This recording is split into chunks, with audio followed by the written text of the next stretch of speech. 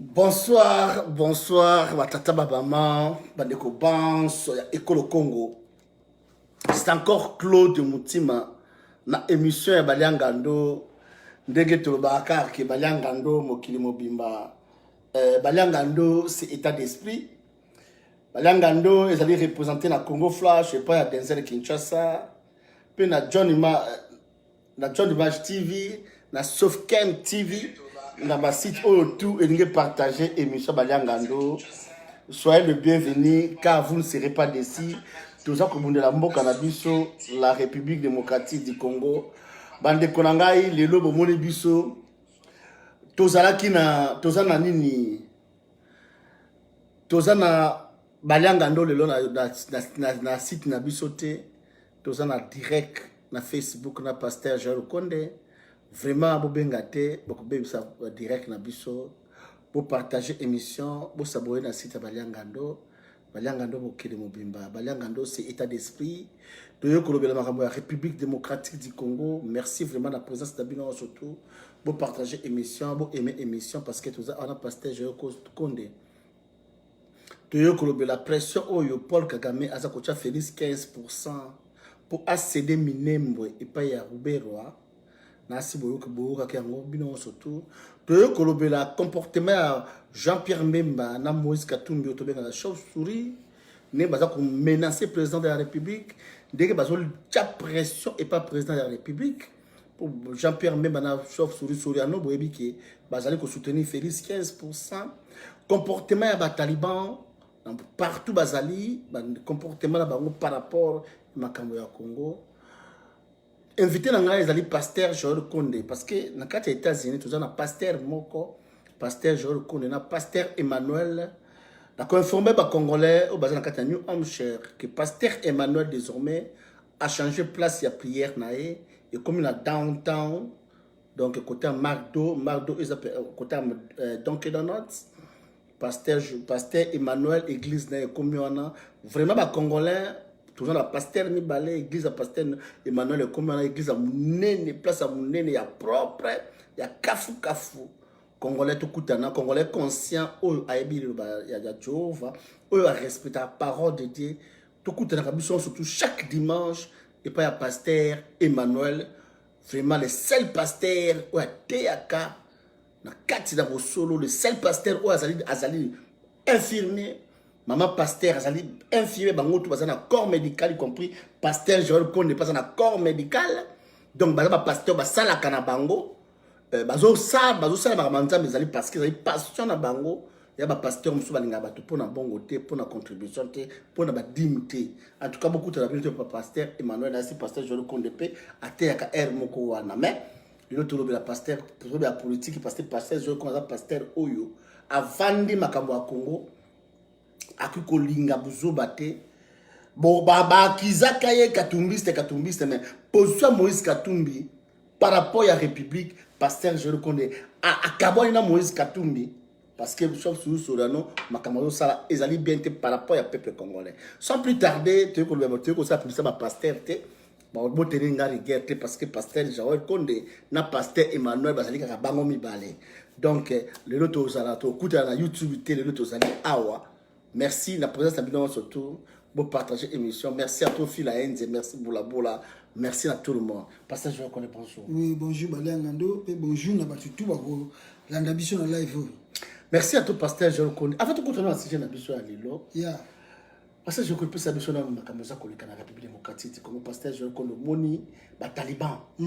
Taliban, surtout les Taliban, la diaspora. Au Bakende, la Félix 15%. Bengi Bango, les disciples de 100 jours. Ils allaient son les pasteurs, je connais parce que tout le monde qui m'a dit que Bango. Mais les gens, Bana Kinshasa, Taliban, combattants, inconscients, IDP, Bengi Bango, Taliban.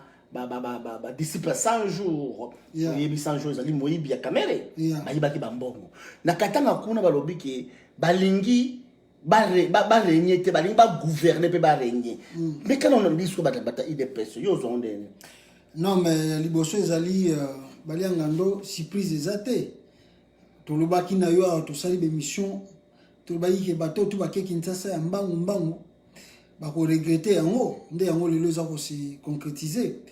J'ai un frère écoute Bundana Bitumba wazana Canada. Nani Mbakama buna donc bisika zana pese mbote belé.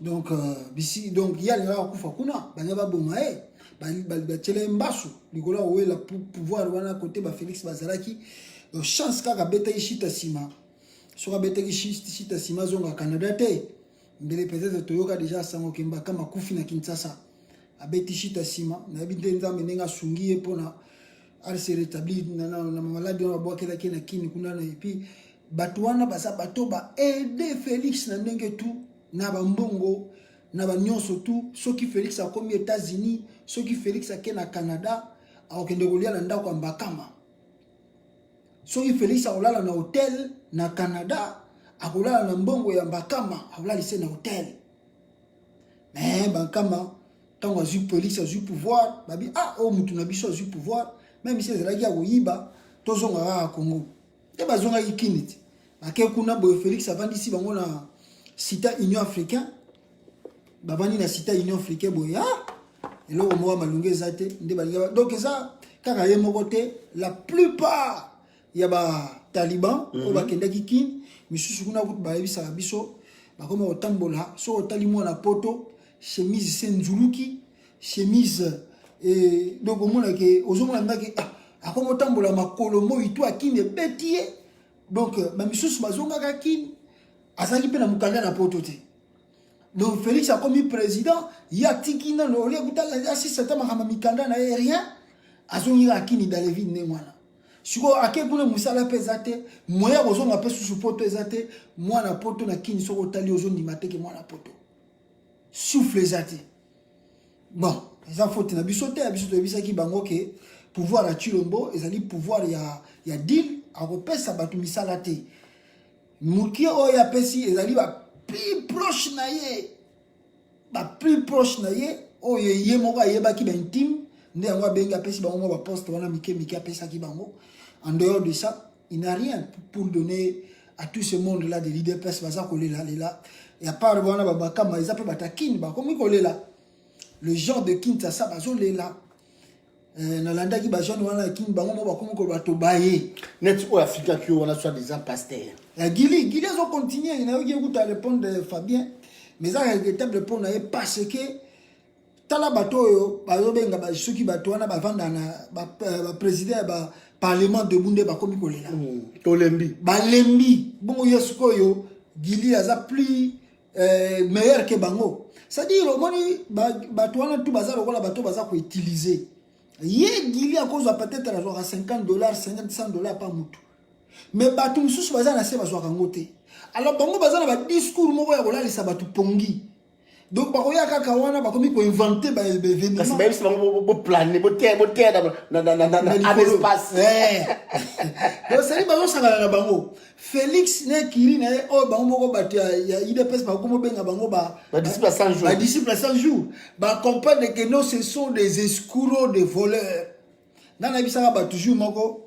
La plupart ya bateaux bazotambo na Chilombo eza bateau yo baza ba femelle bateau ba beta ba cheki yokola yemoko Chilombo na Bruxelles alors ya kangisi ba master na ba memi bango na Congo ba kesala ba cop nde yango monike même bateau baza na kati ya IDPS wana bateau baza na kati ya nini ya ba parlement de Bouba zoko lela boko zo misala te bako zo yango pété ils vont rester là à crier 5 ko si de la bango. Ils ne trouveront pas du travail. Félix on passe mon missalate. Pourquoi?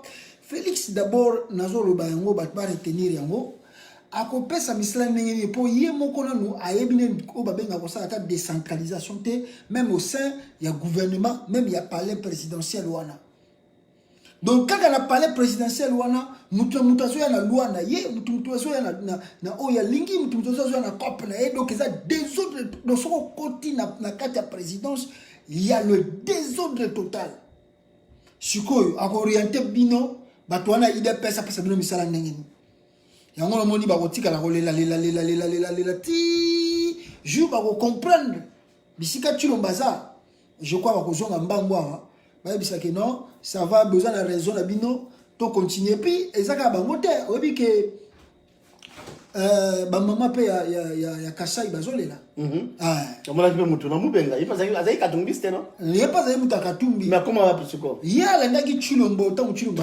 Ya landi tribu mais lelo azolela. Ta surtout na ndenge ta Chilombo uti voyage akeku plutôt voyage à Belgique azolela mabe. Abia muto vraiment espoir tout. Ba pesa ki pa na ye. L'espoir s'est envolé et Chilombo a nourri bato na espoir ya pamba na yo ki kutu na mais bateau à Bossolo la politique, il dit que le pays est commis mille en promesses. On va voir. Donc, tu vois, si vous voyez que le président Fouto Salaboy, on va voir. Qui est là? Et là, on va bouger la Congrès. Merci, pasteur. Je connais la vérité. Parce que tout le monde a dit que vérité, c'est la vérité. Peu importe. Zala la vérité ou comme la vérité parce que je reconnais en fait quand tu as sujet là toujours ma cadre wana la sujet là toujours au belawana dernière réunion à Félix 15% tu aucune fuite qui politique quand même menacé qui est ma casse bien beaucoup qui fuite en dernier bon normalement Matmaza a soupçonné que non il paraît qu'il y a Kabila parce qu'il s'agit de réunion à queue de poisson c'est-à-dire bah yo kamité Kabila quel ndenge na ye y pas quel ndenge na ye alors Kabila zelié après sa suite le compte rendu Félix a santé taboyi bon mais toujours à prendre en tout cas les informations restent à vérifier il paraît que maman derrière Kabila tinda ki maman na ya kutana maman Marthe na limité alors maman Marthe maman ya Kabila soit disant maman na ye après si maman Marthe message que non seulement na ya zo continuer boyer on va arriver là où nous tous nous allons perdre parce qu'il y aura pas de survivants bon maman Martha bengi Félix pour avoir un message wana il paraît Félix a boyi ko ya na limité pour avoir un message ba Kabila tindaki bon la surprise peut-être banda ko za so ni Mikolo Koya Félix a vu avion et il paraît azaki accompagné par l'ambassadeur américain na envoyé spécialement ko ya États-Unis baende na Bruxelles donc voilà un peu où Isaac Olubama. Non, bah, viol peut la Bruxelles.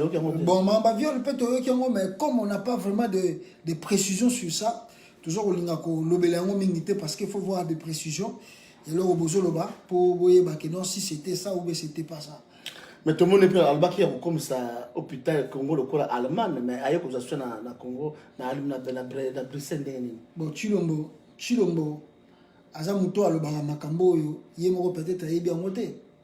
Donc azam muto azoko pesa bi akopesa bino ba promesse surtout mais en réalité Chilombo ayebi mambazo lobate nde yango moni na Kisasa bazo kamoye ba tutu ba komi ko baye parce que il a tellement promis et les gens maintenant ba komi ko se rendre compte que non moi la mobalo yo a resala na rien alors la colère komi ko ya et talaka ningo lobi bango bo ba se vantaki awa il paraît y a eu comme nini ba société balma ezoya ba nini tout ça mais kalamini te yemo Chilombo na ninga kuzu akeko zo ba soins de santé na Bruxelles ba so les mascarade ou bien la vérité et rotika la parce que ça pour la première fois il a fait ça aussi tant à Kendara une fois Maroc donc c'est-à-dire s'il y a un problème de sa santé ça finira toujours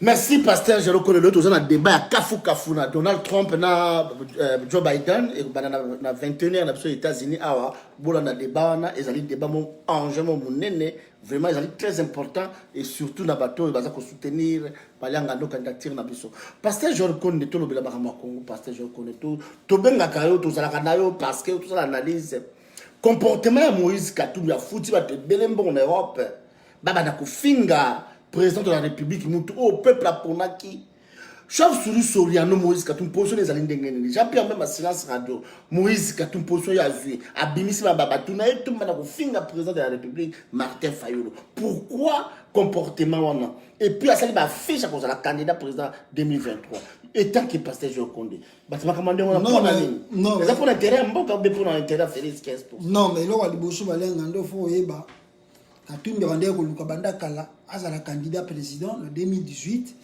et Simbakite talatina to bisto solo ngana ninga soutenaka IDPS famille Félix pour yango alors ce qui lelo alobi ka ozala candidat en 2023 et comme ça va tout parce que ambition na eza yango wana fa. Il faut aboma ma faillure pour y aller à candidat. Bon, c'est l'art de la politique. La politique c'est toujours comme ça. On doit combattre Mutoyo. Boyebi qui a ça déjà. Bon, Azal est sincère. Mais Moutou est sincère, Azal a peuple. Il fait 15%, ça n'a peuple. Il politique, ça n'a peuple. Pourquoi on combattre les Bango, on combattre Moutou, ça n'a peuple. Non, mais c'est-à-dire, Bango Bazo s'est positionné dans la camp opposition. Félix Bazo tient un camp. Il est préoccupé, il n'y a pas d'opposition. Ouais, mais Bango Bazo s'est considéré, Bango Bazo s'est considéré. Tous en opposition, bakamita bazo ça l'opposition républicaine na mboka wana Congo tokotala bango bisika nimba ozwa pouvoir na Congo balenga ndolo ko sengelo yeba politique à Congo eza ba surprise ebele ba surprise ezali ke mboka na biso zana na problème ya ebele ya grave ya sérieux toujours traverser les lots population baza ko continuer ko kufa na est ya mboka population à chaque fois que armée ou la police a une intervention dans la ville, on sent comment est-ce que va brutaliser le petit peuple. Alors, le leader politique va se pencher là. Aujourd'hui, commencer à penser sur les élections de 2023, c'est vraiment maquiller n'habiter dans le bataire menini. Parce que bon, ça l'élection de 2023 pour la bonne résultat nini na Congo. Pour la bonne résultat nini. Tout ça le bango pour la sentiment. Donc yongo moni ndenge ma maison kendele. Ba Jean-Pierre Bemba na bakatumbi au risque que ba benga bango les accompagnateurs. Il y a occupation à Congo. Mais ça déjà accompagnateur. Non, dans le sens c'est comment surtout tout le monde a Arthur Moïse 14 opposés. Non, dans le sens dans le Mokeba il m'a fini président. Non, Mokeba voilà, c'est un tu as pensé que bon ça Salomon Skadela il y a bien nous allons contact na Salomon nako affirmer en côté parce que Mokeba il a abandi qui impolitesse na les lotés hier ça l'a toujours ndenge na balangage na ça la ngwana ozomona menga na zolo bana sans oyo pena makambo ezaleli baliangando soki bokomi lelo bozo kanisa élection déjà 2023 c'est-à-dire bozo ko accompagner occupation à Congo na éviter to expliquer batu ndenge nini. On a organisé plus de 3 élections. Ceux qui m'ont ça en 2023, on a la 4e élection dans Congo.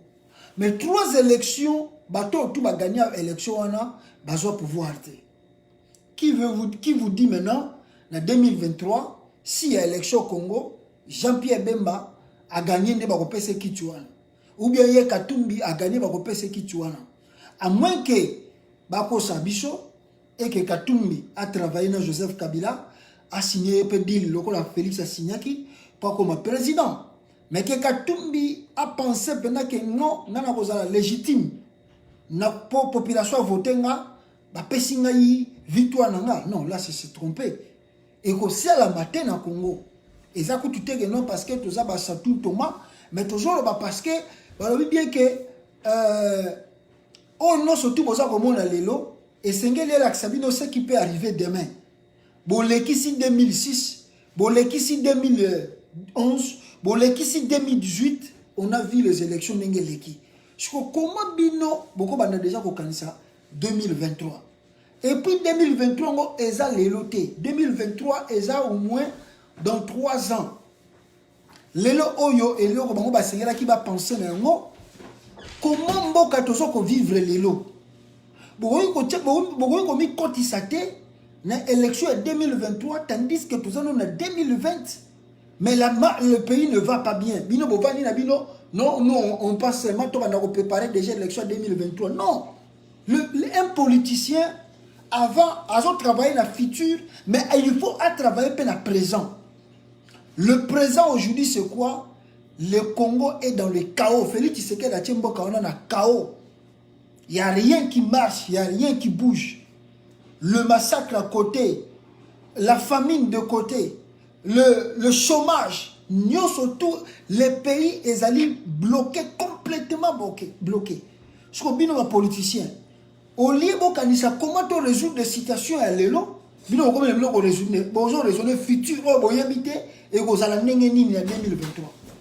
Et on a vu sur Baliangando, c'est jouer avec le mémoire ou bien peuple congolais komanda kotikela bango bazela 2023 et puis ngana koyebisa ba congolais bazolanda biso ça sert à rien de penser déjà à 2023 parce que vous avez surprise et puis de toi les lois bozomona bakatumbi tu bavandi kimia po kabila na tie candidature te merci bayoki yango na mona ki mutu na ye kamitatu alobi non le FCC baza ko planifier dictature pona ndenge balingi bakotisa loi indirect ba pona kabila oh mais bino bozosala oh bino bozosala politique bien bozosala ba aventure mais boye que na mboka wana ndenge na bisa ko na mission l'équipe balanga ndo Kabila a la majorité à l'Assemblée nationale, il a la majorité au Sénat. Bino bozo bazo organiser dictature ndenge parce que bino kamita tout le monde qui est na ba photo qui vend à côté ba obe minda côté. Suko bango bazo ba Kabila ça la dictature pourquoi? Yango moni na biso balanga ndo ngai na koyebisa ba congolais le ba kamate. Soki Kabila azongi na 2023 et que pour tout le monde que à cause de la passation de pouvoir na Kabila. Et s'il arrivait pour bakatumbi wana babemba tant que comme a pendant une élection bakosala ba tour ya monde lokola ba tozo que une vraie solution. Mais tant que commence que élection salami Kabila gagné et que passation de pouvoir est salami bakolexamo 1 mois 2 mois ya mo makelele bake bavanda bango kimia. Donc, il y a un ligne expliquer aux Congolais, peuple congolais, tu vas comprendre que non. S'il arrivait le malheur, parce que nous avons souhaité à monter, s'il arrivait que Kabila revient au pouvoir, les Congolais, il faut que non, Moutou ou bien Batou, Kabila au pouvoir, à part Félix Tshisekedi, et vous avez Moïse Katumbi, et vous avez Jean-Pierre Bemba. Bangonde, Kabila au pouvoir. Parce que moi, au lieu bango banda kokanisa qu'est-ce que nous devons faire aujourd'hui bango bavandi na bango kimia ils arrangent de parti ba commune pour attaquer Fayulu bazo arranger un parti politique pour la 2023 oh ba éviter qu'est-ce qui va se passer en même temps Fayulu a comme bête noire bon parce que il y a une vision c'est les abuzoba parce que le moment où tu vandi ezaki moment où yofango il fallait pas continuer la unité bazaki nango les Katumbi et les Bemba ont abandonné le combat dans le chemin batiki combat balembi na bango bake vanda na bango bake continuer ba business na bango babi bango to banda ko préparer ga parti politique ba sortie médiatique na bimika muke na lobby na vandi nanga na bimuke na vandi nanga ambassadeur ba ko tala na ndako ambassadeur ba ko tala ngai voilà allez histoire est ok non mais en même temps to déranger peuple congolais il Fayulu to déranger Fayulu donc eza buzo ba parce que ngana bisio si les Congolais doivent retenir ce que je leur dis aujourd'hui si qui Kabila revient en 2023, la faute numéro 1, c'est Moïse Katumbi et Jean-Pierre Bemba. Parce que Bango de Bakozong dit ça. Bango de Basali ennemi à peuple congolais. Parce que Wana de Bako comment est-ce qu'on véritablement ennemi à peuple congolais. Non, parce que les lois, toujours ça, on a eu des Kolamusa Bango, Kotia Bango pression.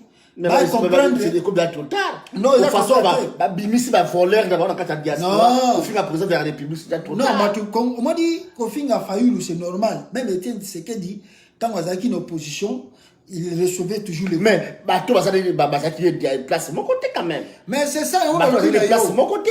Parce que le corps de Moubachov, Souriano, n'a jamais pas Kobimate. Donc, considérez que Bazana la mouka même, discipline na bango babi que la mouka kufa, la mouka est kufa, Moïse Katumbi ko ça sera Martin Fayulu. Il pour le comportement est-ce que na la mouka balobi que Fayulu azali boso Katumbi bien Katumbi azali boso non. Le Fayulu est leader. Il a été élu. Voilà, bango tout bazali dans la carte de place. Celui qui a été élu c'est Martin Fayulu. Oui, voilà to. Mais bango balobi que non, il y a Martin Fayulu qui dirige bango parce que azamouya bazali na bazana tour de rôle. Katumbi a joué qui rôle là. Ça qui est le côté. Bon, il y a l'opinion surtout wana ça compte aussi. Bon décevoir peuple congolais. Makasi. Tout le monde les Bemba les Katumbi bazo décevoir peuple congolais tout. Normally babiso o eso toujours ba makambo toujours ba parce que on n'a pas toujours mona bitumba oyo. Voilà, bitumba oyo na mona ki Katumbi asala ki pour Joseph Kabila tika pouvoir. Ceux qui Katumbi a continué qui sortent à pression wana. Mais nazo bisayo makambo zo changer na Congo. Mais Katumbi a abandonné les combats. Mais yango na moni, il y a une pression ça qui pour la Kanambe parce que Kanambe pas de pouvoir. Non, mais il a mis la pression pour que Kabila recule. Même s'il a reculé un peu, mais il a mis la pression. Le peuple congolais, non, il a fait quelque chose dans la manière de la diplomatie. Il a joué la diplomatie vraiment, surtout en États-Unis, Katumbi a joué un grand rôle. Mais le problème est Ali parce qu'il a abandonné les combats à Tiki Bitumba, Jean-Pierre Bemba Paye, Salimo Bafantil, à Tiki Bitumba. Or, aujourd'hui, la politique est en bon côté. La politique est allée art moko on comprend de té parce que ce qu'on a la plupart des politiciens comme le président surtout en Afrique au kuta bango bazaka na l'arte ils étaient que dans l'opposition makelele a comme un pouvoir alors au lieu Katumbi Sikoyo a se positionner étant que leader politique. Mais quand même pas ça pas étranger parce que bon ça va bouger la Congolais débattre faire bouger la Congolais na éviter on a point de vue à battre pas ça qu'on ba na point de vue étranger parce que surtout nous avons mis temps pas sur la note parce que tu es étranger tout le monde la Congo pasteur Jean Condé parce que dans mesure que na si mo na onde okende tant mo premier mesure tout aloba kike il faut faire la guerre avec le Rwanda yena Jean-Pierre même ba bimba qui décou ba ça ba déclaration mais minem mo yango eseki Minembwe, au monde de Bayambi, Rouberoa, à grande pompe, sans déclaration. Ba bomi batu oyo ya les monansemi. Ta ba bomi bango ya ngonde ça qui que mouvement oyo ya ne Congo et botama à travers assassinat ya ba élément ya monansemi. Lobi ba bomi batu na Katanga. Moïse Katumbi. Et moi dire Jean-Pierre Mema. Et moi dire ba Taliban ba sepeli. Maintenant on a dit ngana yo toloba kiango awa ba kodeko ba koti ba Rwanda ba koti ba ye kozwa mbongo ya armée bitu ba soda $30,000 ba zongi ba taliba ba lobi le côté parce que je le connais et ça la leader na bino wana baza koloba ngote rapport mapping bazolo comme faille bazolo bela docteur de limo kwenge rapport Gandiko wana kaka faille bazolo belango bango baza kolobela silence radio ce qui concerne le Congo mais ce babi à Paul Kagame va intervenir pourquoi cela non mais on a le binario parce que la plupart d'entre eux bazana ba relation côté là donc la plupart de Jean-Pierre Mbemba na Moïse da oui on a bazana ba relation sous côté qu'on a tout éviter mais ce qui est sûr ce qui est à comprendre déjà que balianga ndo eza pasi yango moni nazo ba ke Katumbi ngasi na ebisaka yeke entourage na wana mais bossa na ekasa non mais tant qu'il y a dans le Congo tant qu'il parle de la politique du Congo on parlera toujours de lui donc c'est-à-dire ngana bisaki yeke entourage wana soka ko changer ka ngota ko regretter parce que bato wana ba mema eti na frontière ya Kasumbale sa batika ye kuna moya kota Congo ezakite lelo ya koti Congo au lieu à se positionner tant que leader politique aux hommes donc et comme il en va faire il va récupérer dans l'entreprise banini tout ça et grâce à Félix grâce à Félix Tshisekedi il a récupéré l'entreprise donc au moins il a l'obité à l'obité que non état de droit ça depuis que Félix a commis président a bien état de droit justice ça musa na Congo justice ni on ça na Congo justice ni ça na Congo yé kamita to amoni justice na Congo ya ko betre to l'état de droit comme na Congo mais ceux qui état de droit zaki na Congo le seul muto azokemba na prison ceux qui pas dans la prison to bien noté c'est Kamel bato tout bakanga wana na makamba 100 jours la plupart d'entre eux ba bimisa bango histoire à Kamel eza histoire mususu yango na batike bisika zali mais bato tout bakangi na sima Kamel ba yebisanga moi sikutu ya mutu mo besoki Rita Bologna soki Bologna Rita Bologna bakanga ya Rita Bola ayiba lara ko sakanate obi ke atie na alali na kasho lobby lobby na ona tongo bazumu avie baye ba ona Denis na kero na Bruxelles ozomona donc c'est-à-dire mafia moko za kuna ya ko sakanate donc état de droit moko na Congo ezate justice équitable pe na Congo ezate ce qui est sûr Katumbi a récupéré gloire à Dieu mais le problème na biso ezali que un leader a koyi ko vendre silence c'était face ya oyote ko sala na Katanga bango surtout ki on kutu vraiment et sa première fois ba bomi ba Katanga nde ba bomaki bango et sa première fois ba bomi ba ne Congo ndenge wana mais ba Rwanda donc likamba ya Rwanda wana soki ba Congolais ba ebité na lobaki on a message mon na salaki bato bazo diriger mboka wana eza afidèle ba rebelle Congo eza na gouvernement eza ndi ba rebelle siko ba rebelle ba diriger Congo ba mona na raté bato ba mona naka eza ba mabunda baobe minaku batie bino ba général na bino wana mike wana mais bango ba grand décideur ya mboka Congo bavandika bisika moko bazopesa bango ba mitindo bakesala. C'est ça le Congo, la réalité du Congo. Quel est ce leader politique aux États-Unis, na gouvernement ça a raison, na ça a tort. S'il y a un événement, les politiciens tout a réagi d'abord. Ceux qui m'ont dit que le gouvernement ça bien, ça bien. Ceux qui m'ont dit que l'équipe trop parce que automatiquement qui wana plus de 20 personnes ba koufi leader avant leader politique ba ko vanda kinyate. Mais à combien plus forte raison qu'Atumbi yé alobaka kaza leader ya Katanga. On massacre chez toi.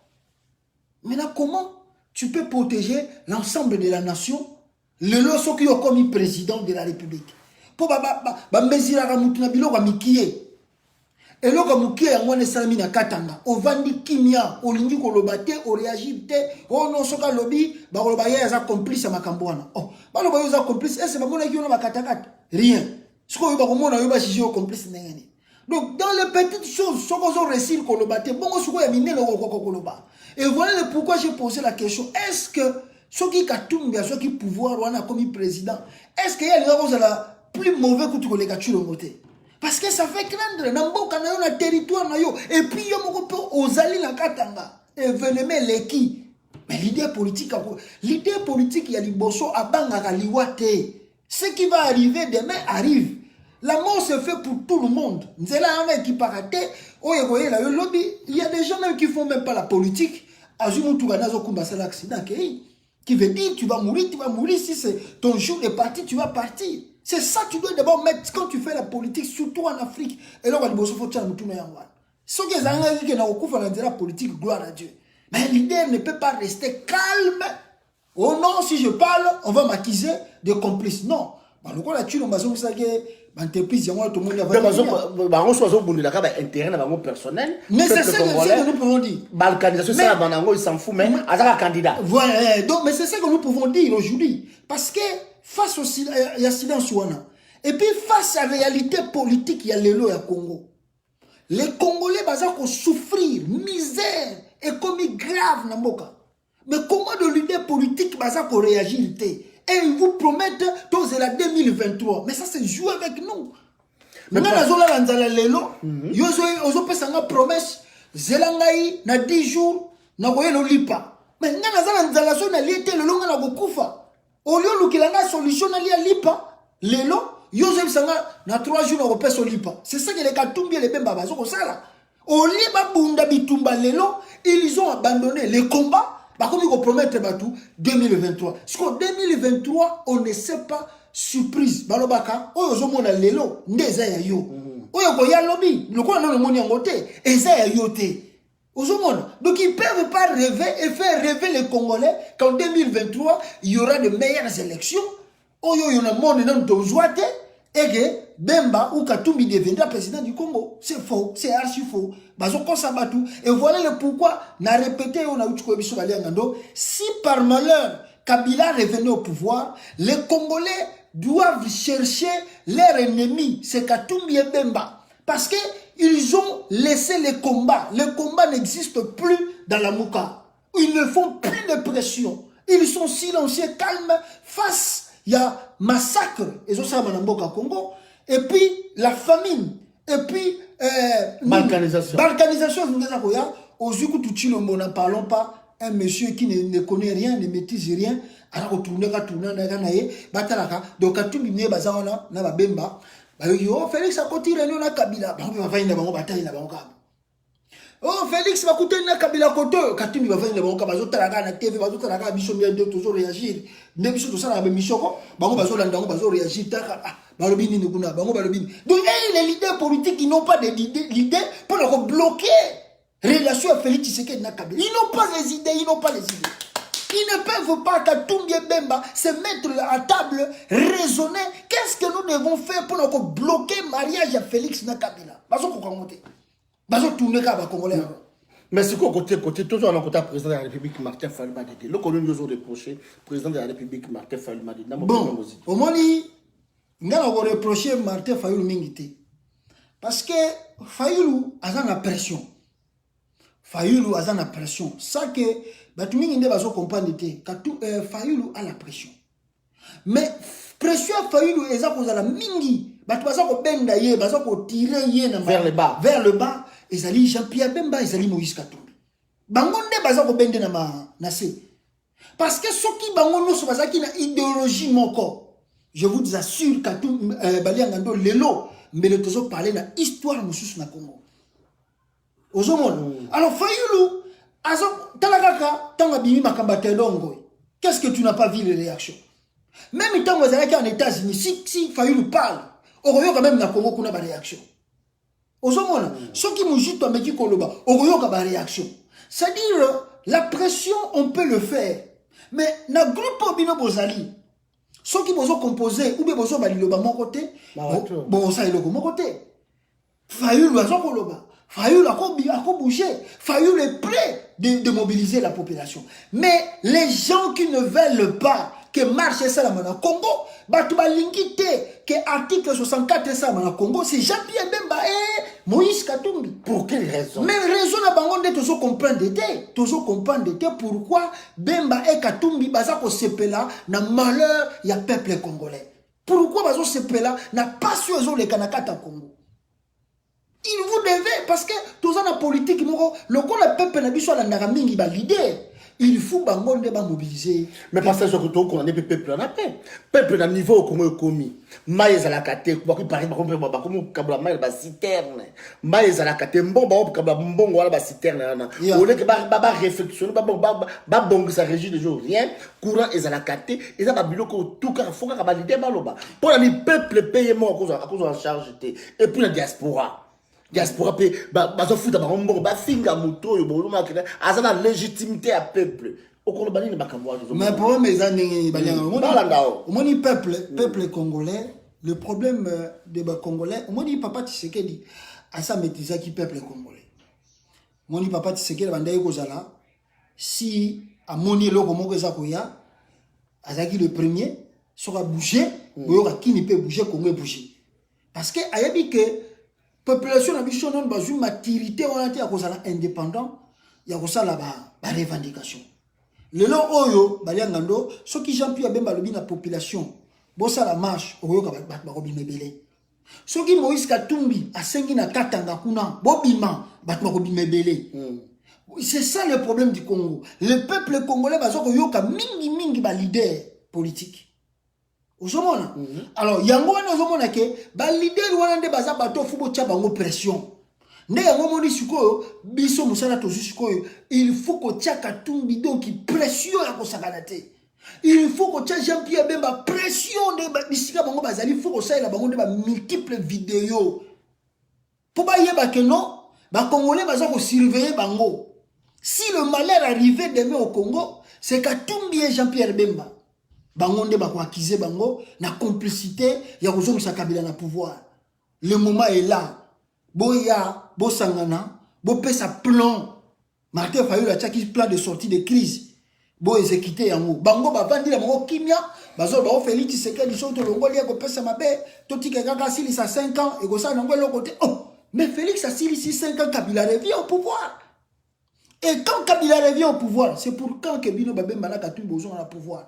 Jean-Pierre Bemba kutu ndenge tozoko yoka akoko mané président Sénat akomi né président Sénat lokola ba Alexis Tambwe bavandi na ekuna Katumbi kuna kutu donc lokola Kabila ko yebisika ba entreprise on a tout récupérer le lingo okima susu Congo so lingo kima Congo te kanga monoko ausan siko problème de ngwana parce que soki lelo baza na posa bitumba il faut ba banda bitumba lelo bitumba ndeza lelo bitumba eza na 2023 te eza na 2022 te bitumba eza lelo parce que lelo Katumbi asalaka batunde yango alinga répéter o asalaki une élection en 2018 avant dina ye azotambola biso no bime yoza leader batutu bazokende bacha ba candidature yozo sela nino kende Congo non Katumbi partira kocha oui je vais poser ma candidature oh tout le monde a gagné tira les 2 jours ba mona mutu na frontière ata mutu moko aza sérieux na vie toka tali wa mona mais ce monsieur ici ce n'est pas sérieux. Comment dans 2 jours, ils ont na kota Kasumbalé sana kitati Kinshasa na qui déposer candidature. On les aventures. Lelo peut toujours le bayango. Au moment de s'organiser, de combattre. Non, ça va bouler, mais ça pour la vérité parce que. tout. Freddy Famba non, ça que tu te tiques à la tête parce que n'a la vision que Bakabara Tumbi on a tourné au talent. N'a la zaï n'a soutenu qui est pour la élection à 2018. Bon Freddy Famba. Non, il est parce que nous sommes dans la position, n'a pas sa position a été. N'a la zone oyanga. N'a soutenu pour la position élection 2018. Mais bon, il a tant où il y a bâti les Fayoulou, tu bito soutenir Fayoulou. Mais n'a la cause là que non, tant où tu le baïbi bango victoire, va continuer Bitumba. Mais tant on va lâcher Bitumba. Il n'y a pas du sérieux là-dedans.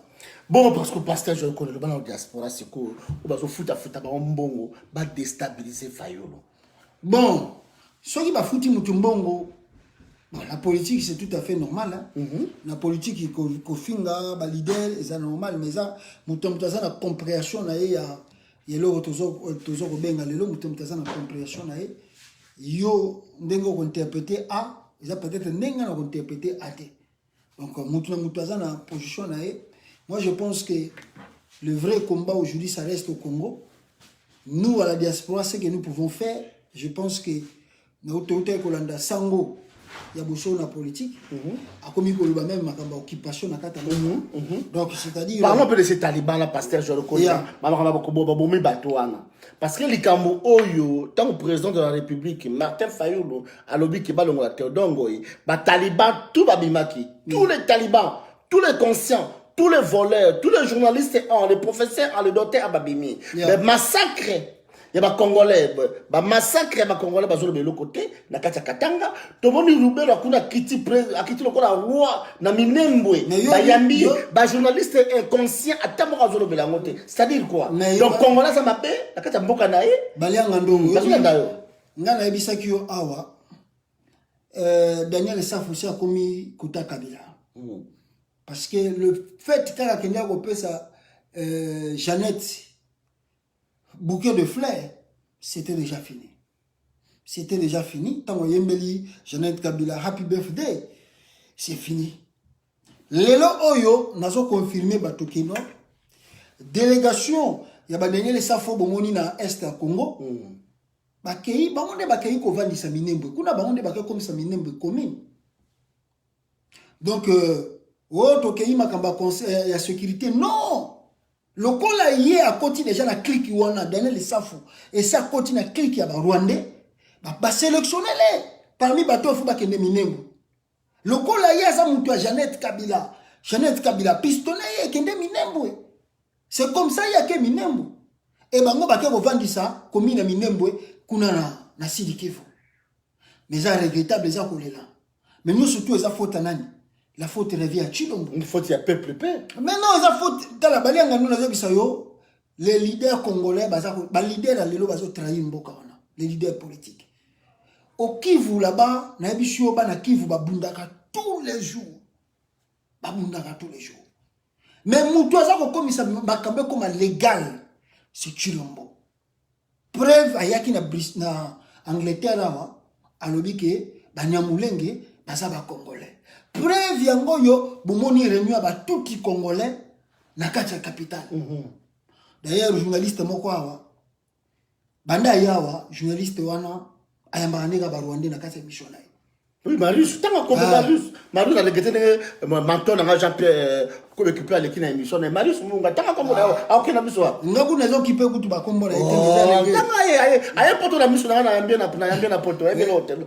Donc, au moment Batoubaye ko détruit comme Palengando, yo za Congolais.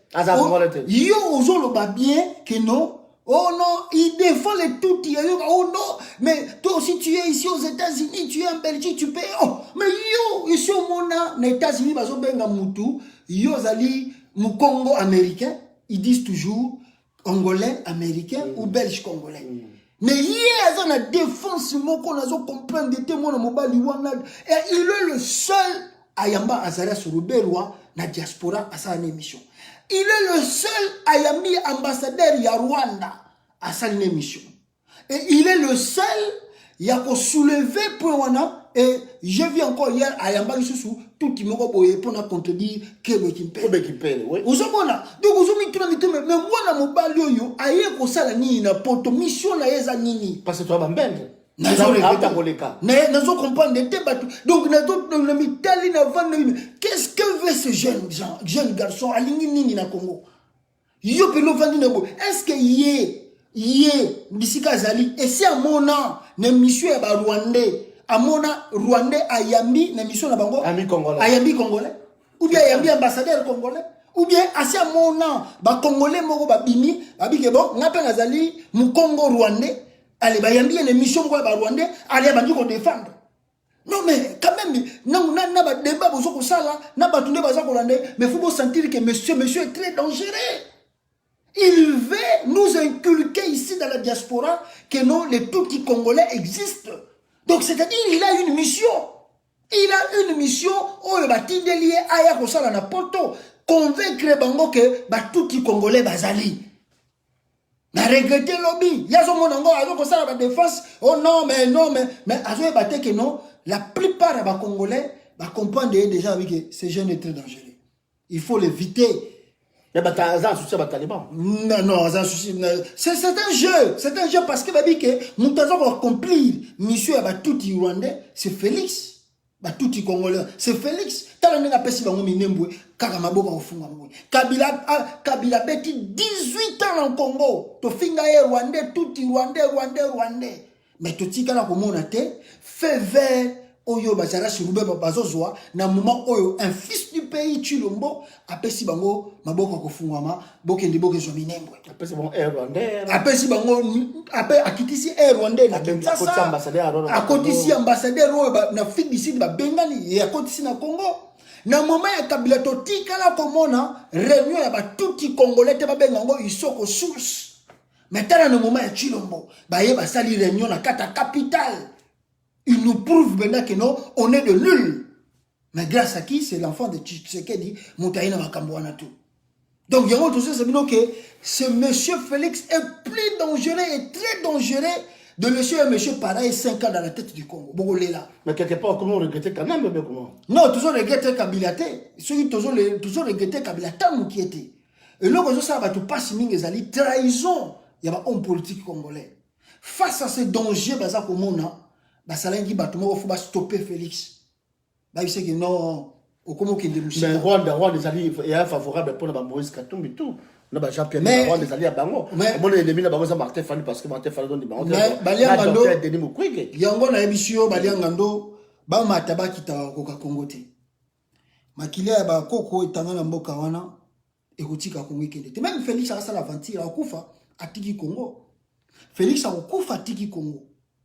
Aosa l'aventure na ba Ruberwa mais Félix Kalandira Zokende akokufa avant atiki Congo pour mabele wana eza sacré mabele ya Congo eza sacré aucun leader politique du Congo même musée soutenu par le Rwanda et l'Ouganda mais na suka aibisa ba Rwanda nako jamais ko pesa bino même 1 cm mabele na ngai mais Chilombo lokola sineki deal Kagame menaça qui est avant biloko bozomona oyo eza ba menace Kagame sala EG élection bimi fayu la gagner Kagame ke côté Union africaine a freiné bien non tozo kende Congo ezala ki menace ya ba G pour ba récupérer ba bise que non tinda délégation kende Rwanda atindi délégation Rwanda va vendre ici bango signer papier.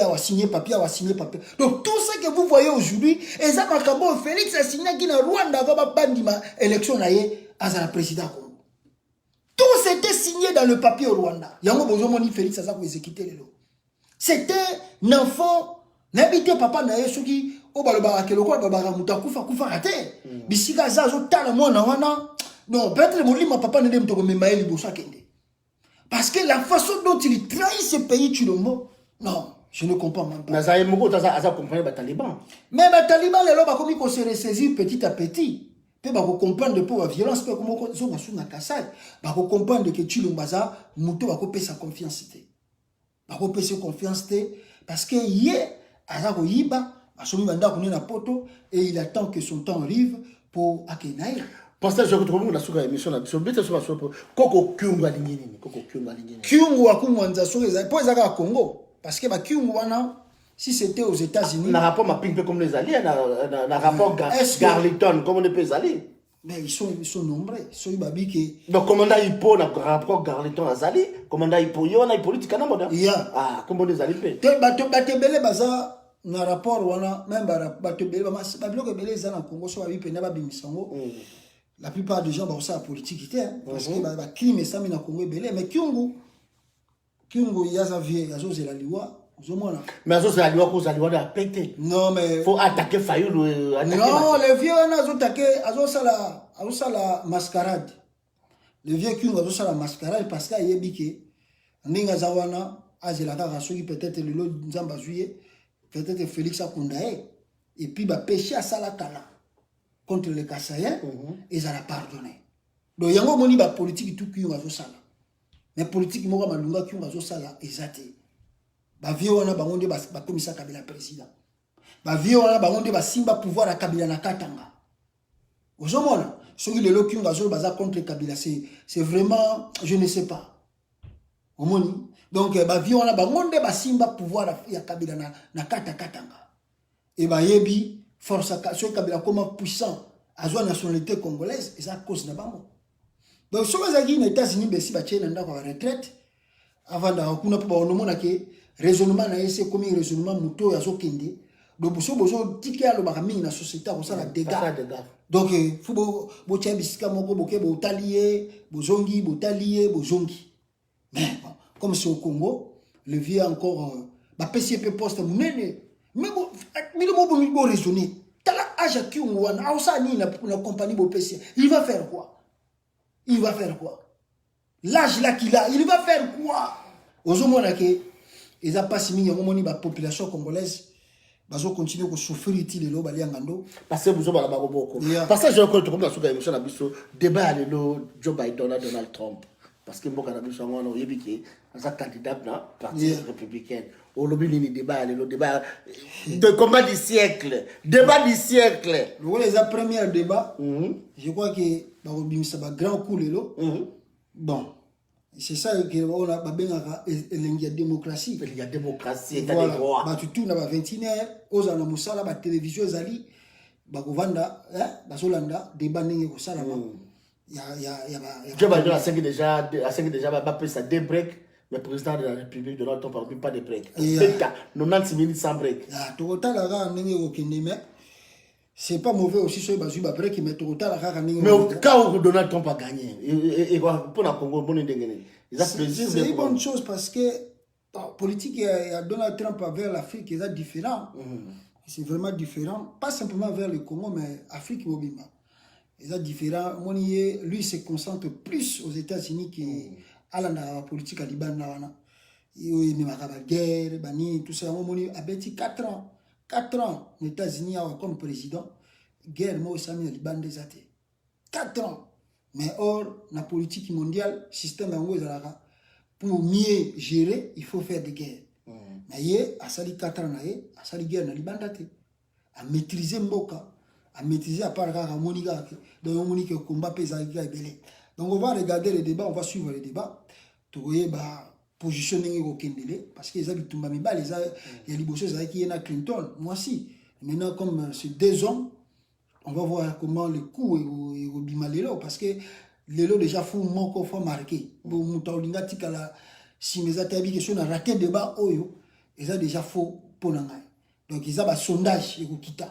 Donc il y a moi là. Et ça, débat à suivre. Mais non, chacun de nous doit faire son choix. Batala, ce Bozota la paix Congo, Bozota la paix Afrique. Chacun de nous a ça la choix à ça. Pour tout l'équipe, à moment à Clinton là, binomo boyebi, ceux qui le Rwandais, comme reine na Congo, Barwa, boyebi, banani, ba famille, ni démocrate. Voilà, au Memi, Congo, comme sous l'empire du Rwanda. Donc, à vous de juger. À vous de juger, parce que les républicains, Mobutu a régné 32 ans, malgré que Bango a géré le pouvoir, il a régné 32 ans au pouvoir. Il n'y avait pas de guerre, il y avait la paix au pays. Parce que ceux qui, les républicains, ils ont forte, Belge bazaki na souci ba panza déjà Congo. Mais grâce à les républicains, Congo panza qui pété, ba pouya qui Mobutu na ba démarche na pour que le Congo ait gardé unité na. Donc tout ça observer, tout ça là toujours là dans débat, total qu'est-ce qui va se passer aujourd'hui et que ba Congolais peut bazwa quand même maïe les ba nani ba ko voter surtout pour le Congo pour faut quand ça mingi Congo.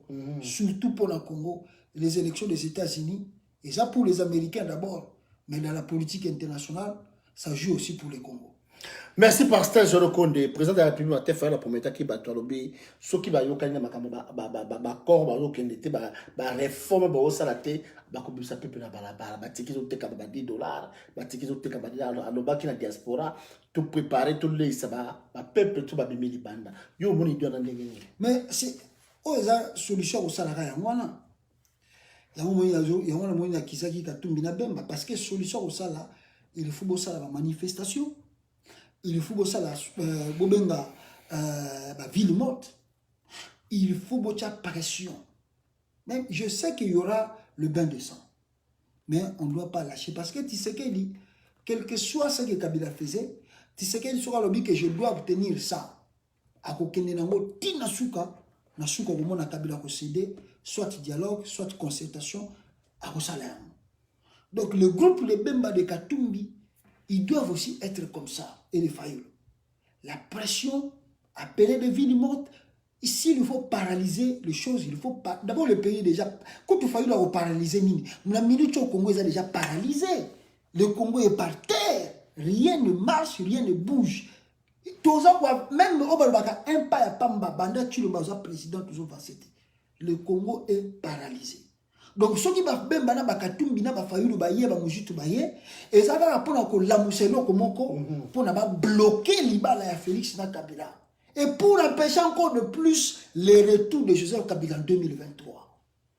Ceux qui le soulèvement populaire de Salami ont fait tomber le régime de Kabila parce que et logo simbi Congo et simbi pouvoir à Congo lelo ezali régime ya occupation ya Rwandais même lelo ba taliban bazolela mais ceux qui bango bazako lela ennemi na bango numéro 1 c'est Kabila. Nalanda yiku tu fils muko ka comprendre ngo lobi ke ennemi na biso za Fayulu te eza batalamuka et batu ya FCC. Les ennemis batu zo bloquer Félix. Est-ce que la muka za le logo ni na bloquer Félix? Mais batu zo bloquer Félix ça le logo te. Ata compétence nezali. Mais batu zo bloquer Félix ça le logo te zana. Et ça la muka te. Est-ce que la muka a ça la marche? Rien. Est-ce que moni la muka bloquer entreprise? Rien. Batu tout bazana ba entreprise, bazana ba club logo tout c'est Joseph Kabila. Bangondi va bloquer Félix. Donc, IDPS, peuple IDPS, il faut pas se joindre à la Mouka. C'est ça. Baya na la Mouka, tout ça là, soulèvement populaire, tout quoi ça, régime ya Kanambe. Félix a un pouvoir te, tout quoi le bayango à 100 fois, à 1000 fois, n'a évité combien de fois. Chilombo n'a pas le pouvoir. A un pouvoir est demi. Il y a Songe ya Moussapi. Il n'a pas le pouvoir. Si vous voulez pouvoir, élection bien seulement, il faut d'abord beaucoup de Joseph Kabila. Manière de beaucoup de Kabila. Si vous avez l'armée, il y a quelques généraux dans l'armée. Il y a des mercenaires. Manière de beaucoup de Kabila, paralysons maintenant les choses. Ville morte, manifestation dans la rue, paralysons les choses. Paralysons les choses. Félix, Nengazawana, Baliangando, par rapport à Human Rights, ils ont continué. Oui, Maki Mikolo, il y a des Kamususu. Les lois, les sous, oui, où les Kanakatanga, rapport à Human Rights et Pekobima. Lobby, il sera accusé de crimes. Ah oui. Ah oui, il sera accusé de crimes. Donc, les lois aussi, si le peuple congolais va diminuer à Balabala. Félix, le coup, il y a Kimaki na Bruxelles, Batmoumi Batna Katanga, Batmoumi na Kini, Yakimi Bruxelles, Yakimi Mboka Moussous, Baboumi Batu, nous surtout, ils ont Moutunaye. Et un jour, la justice est retournée, Yozaki président, tant que la personne qui commandement, Babo Mabatouana. Parce que Yoza commandant chef, Yoza président. Yofoyeba. Que non, opération, on ça la maona. Mais bon, ça l'opération, na ligne yoga mutakufite. C'est toi le président. Mais yo, makabeso ça, na Congo, Yoza na Bruxelles. Donc il veut dire, Yoza complice, mais au salige. Au yabi que venez ko salama entre-temps aux avions na yo kimi poto. Donc biloko wana ceux qui manifestation le bani na katakin tu le passé hasardé Baliangando, je vous assure, il sera accusé de crimes contre des crimes de guerre et crimes contre l'humanité. Et un jour, il sera jugé à cause de ça. Donc, il faut... Attends, dans la diaspora, il y a des IDPS. Inconscient. Mais Makele est beaucoup de poton. Réalité, c'est sur le terrain. Ah oui. Bande ko na bino tuba kenda kina kin. Bino mo bozo ka basango. Bino mo ku poza na poto ko ko yoka base ya bato IDPS limité ba lebi to lembi. Siko yo ntoza na poto. O tsa su Makele o soutenir. Au final bato. Wana ezakaka oza ko soutenir mutu aveuglement. Oza ko soutenir mutu pour aza tribune nga. Mais oza ko soutenir su mutu wana te parce que idéologie au défendre ba valeur réellement en boka. Parce que si tu veux défendre vraiment de réelles valeurs du pays, au côté là, na bataille IDPS balembi. Ça veut dire rien ne marche. Donc ce qui rien ne marche, qu'est-ce que nous devons faire? Tous on est la mouka. Tous on est la peuple. Tous on est la peuple. Même pas la mouka, mais tous on est des peuples. Tous se conscientiser. Tout ça là, article 64. Paralysons les choses. Et toi avancer. Merci Pasteur Jolo Konde, merci vraiment la présence d'ailleurs, merci d'avoir développé surtout dans Katia Kiri Baliangando, merci pour partager l'émission, pour émission, pour s'abonner na site na Baliangando, pour s'abonner na Baliantunu, kuna bani ils allaient ébeler vraiment pour s'abonner, ils ont la SNGO mingi. Merci à tout Pasteur Jolo Konde, on répond vraiment pour les journalistes à Taliban bien hein. Non mais les journalistes à Taliban bah si va comprendre déjà moi on a comprendre le couteau la politique na comprendre mais bah monsieur va comprendre non ba kozonga na nzela parce que bango ba komona 2020 okutu na suka oyo poto ko mati décembre ça va être encore chaud et début à 2021 ça va être encore plus grave na kata mboka wana donc je vous assure ba kozonga na nzela biso tuza ba ennemi na bango te biso nde to lingaki message na biso et banda kokota na kin nde ba komi koloba que le pays est occupé lokola ba komi koloba yango on peut faire dans le côté la politique to ko sala na bango nini guerre te to ko sala guerre na bango te mais ba comprendre vérité ba comprendre ba de la mboka ba de la poche tellement bomouté non ba comprendre que no bitumba ya diaspora lelo oyo nazane sengo balianga ndo pona moni Israël mutombo wana le côté la politique alobi yemoko ke mboka eza occupé ça c'est ma joie. C'est vraiment une fierté pour la diaspora combattante. Parce que quand on parle de ces choses, mais le message